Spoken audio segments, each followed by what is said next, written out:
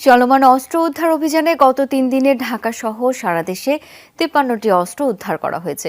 অবৈধ অস্ত্র হেফাজতে রাখার অভিযোগে এই সময়ের মধ্যে ২৫ জনকে গ্রেপ্তার করেছে আইন শৃঙ্খলা বাহিনী।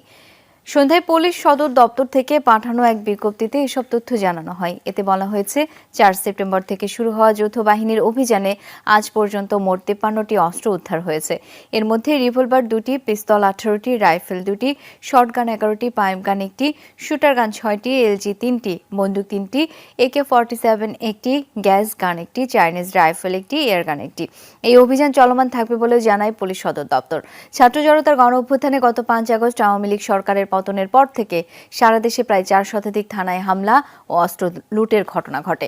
বিগত সরকারের আমলে যেসব অস্ত্রের লাইসেন্স দেওয়া হয়েছিল সেসব অস্ত্রের লাইসেন্স বাতিল এবং লুট হওয়া অস্ত্র ৩ সেপ্টেম্বরের মধ্যে জমা দেবার নির্দেশ দেয় সরকার।